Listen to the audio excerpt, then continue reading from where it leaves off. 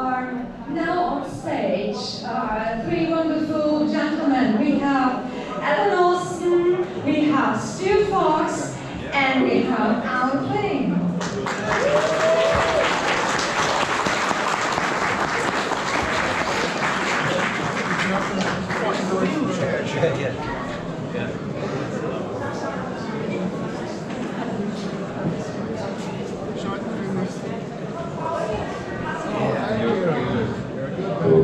I don't care what they say. You're a good man.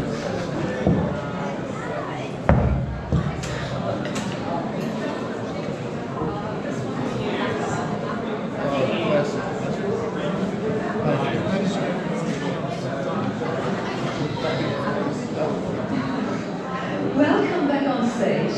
I'm so grateful to have you here again today. How was your first day at the tower? Yeah, it's been absolutely wonderful. Yeah, it's been, and it's nice to see how successful this record has become. So I was here 5 years ago, and I'd say there's 3 times more people here. We grew a little, right? Yeah, I would say so. So the three of you were kind of part of the iconic part of Star Wars that we love, because we were there with those first 3 movies that shaped the whole universe, and playing different roles. I have a list of this. I don't know it by heart, but you're a rebel soldier, a rebel pilot, and you're a stormtrooper, you were a rescue guard. What is it like to switch between all these costumes and characters? Well, it's very well organised, so it's, well, if it's Tuesday, I must be a stormtrooper, it's Wednesday, I must be a Western. It was all new to me, and but it went well, some days you were comfortable, other days you were not so comfortable. The armor boys with a stormtrooper, for example, it's really not nice to wear, I think. No, a stormtrooper outfit is absolutely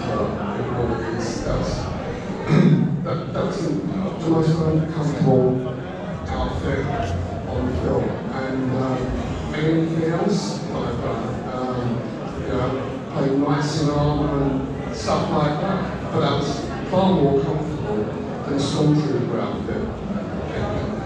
And you as well were a stormtrooper, and you mentioned yesterday that it was more like, okay, you fit in and you're it, or you're not. I absolutely hated it. I hated it because I was slightly larger than the costume was made for. And so every inch would split all the time. You'd get home and your legs are covered in bruises.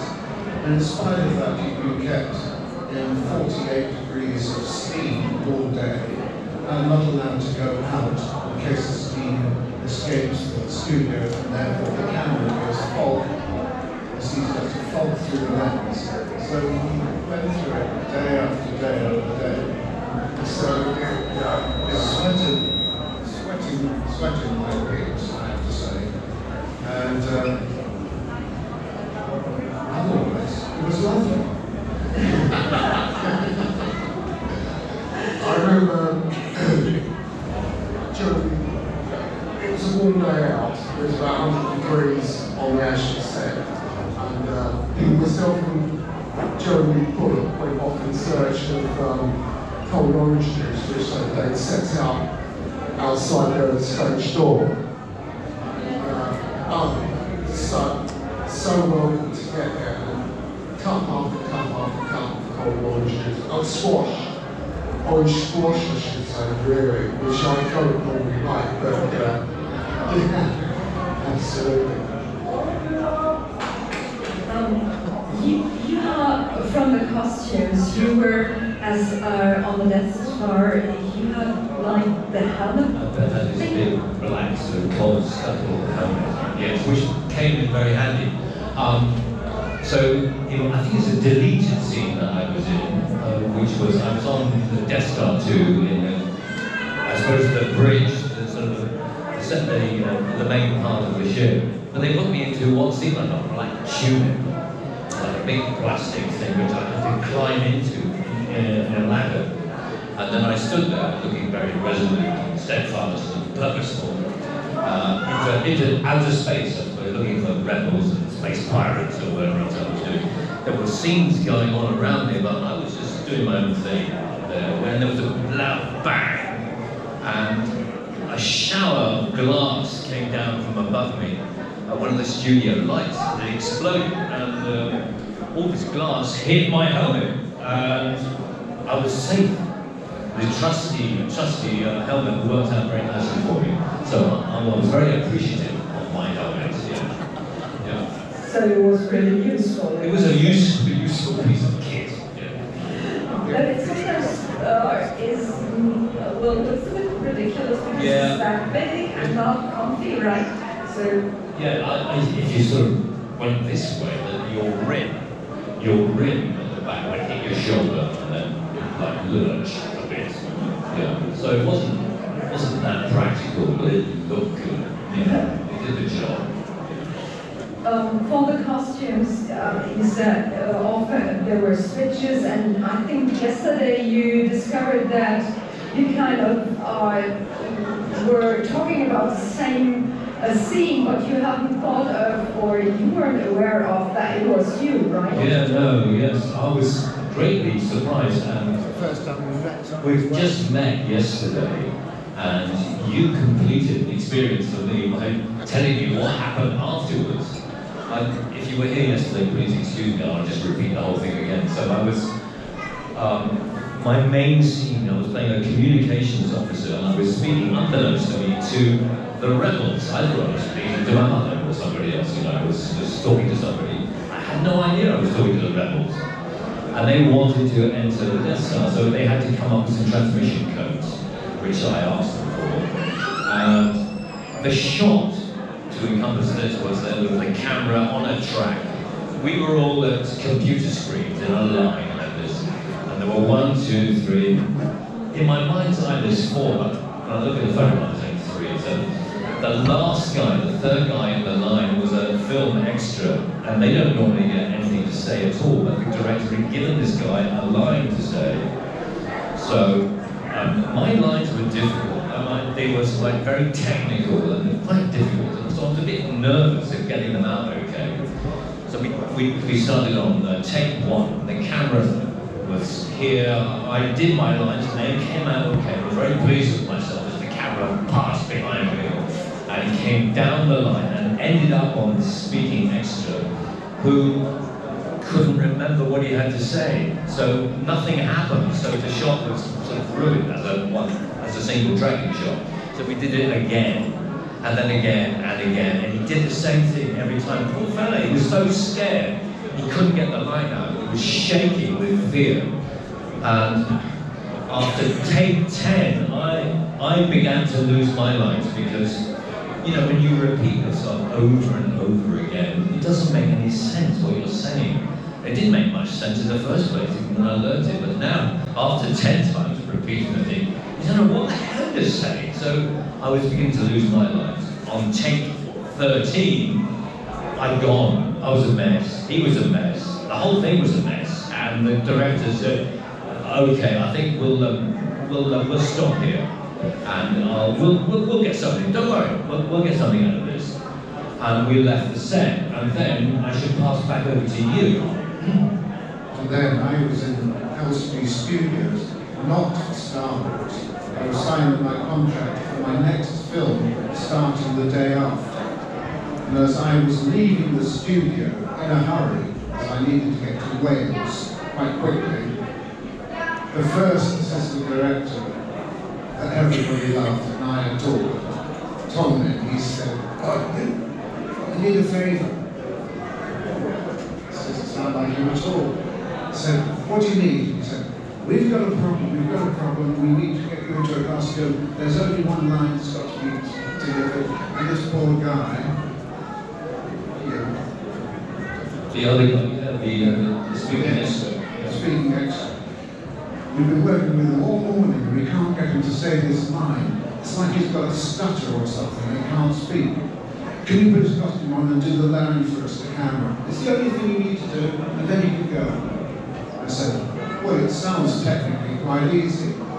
So they brought me in, took me to the changing room, tried to get me into his costume without disrespect, was somebody your size, and I used to be a muscle builder. So you say I'm a wimp? No, you are gentlemanly, kindly, and you're just agree with me. That's if you know what you're doing. And so they tried to get me into this costume, which was soaking wet with perspiration. You could smell it before you tried to put it on. And they tried to force me into this costume, which is very tailored. And they managed to squeeze me in only because it was wet and was stretching in the seams. It looked appalling. If you come to my table and have a look at the photo, you can see fastenings down here like this, where it's pulling in all the way down. And my direction was I had to, they had me standing up. I had to just turn on a 10-cent piece and look into the camera and say my line. And so I done my little line, and I was all ready to do it. And as I turned around and looked up to the camera and took a deep breath, the jacket split from top to bottom with a loud sound that was equated to the sound of a very large fart, which all went onto the sound. So they recorded it, and they said, oh, we'll do that again. I said, sorry, we can't do that, I've got to go. It developed from there, but it's such a long story. But nevertheless, I got the line out first time round, and they turned the camera around, and I did it once again for Ken Coley, who was up on the walkway listening to me. And then, just to finish it off with Ken Coley, the very next day, my first day on my next film, I arrive, the first person I meet is Ken Coley, which was incredible. And things, we just became really, really close friends over the years, and a sort of protocol developed between him and me meeting.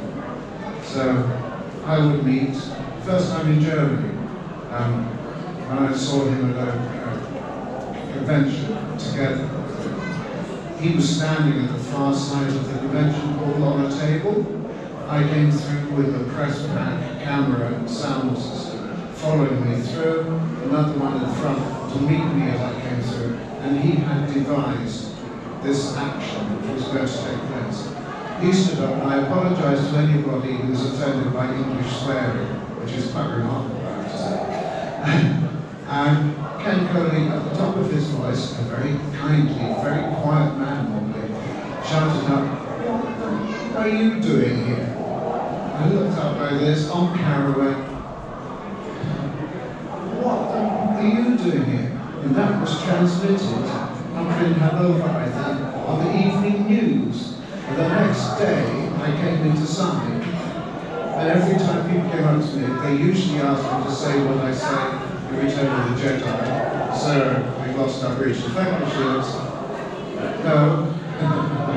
They asked me, "Well, what the fuck are you doing here?"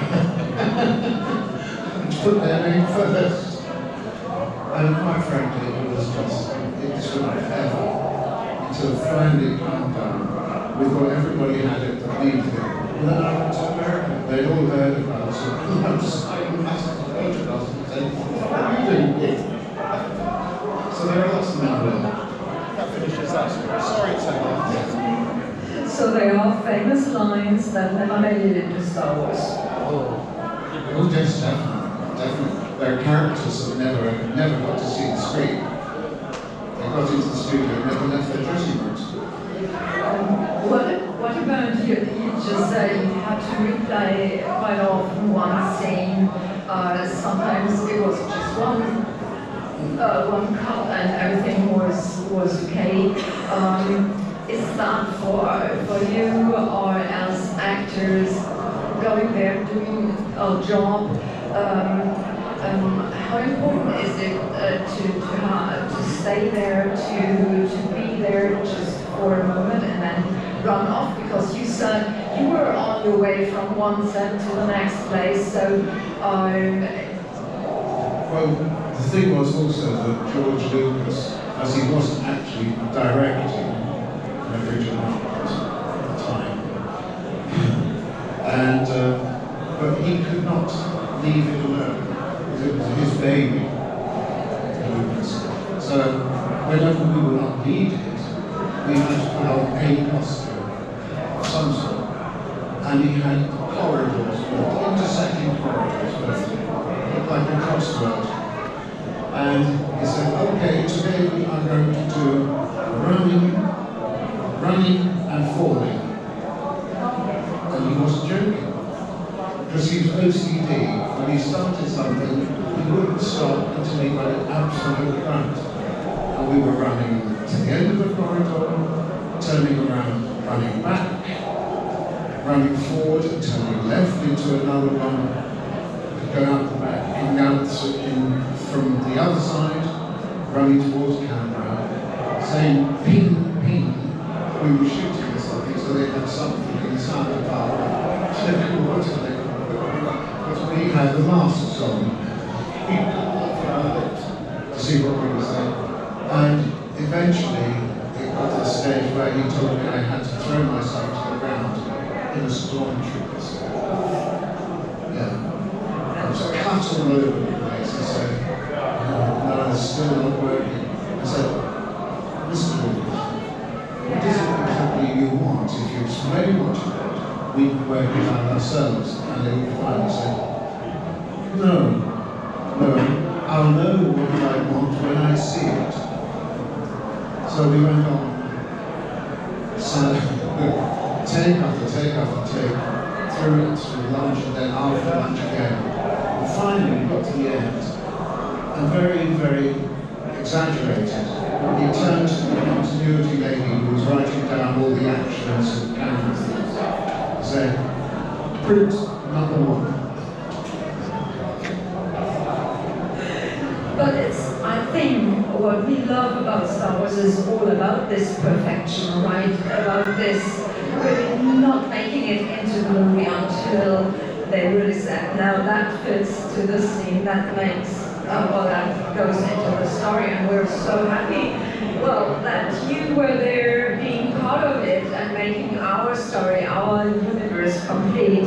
We're very happy to have you here on this convention. It was a great pleasure to talk to you here in the panel, and it's a great pleasure to meet you at the booth. Are always smiling, so our real British gentlemen, I'm so happy to have you here. So thank you again. Thank you so much for being here in Cologne. It was a pleasure. Ladies and gentlemen.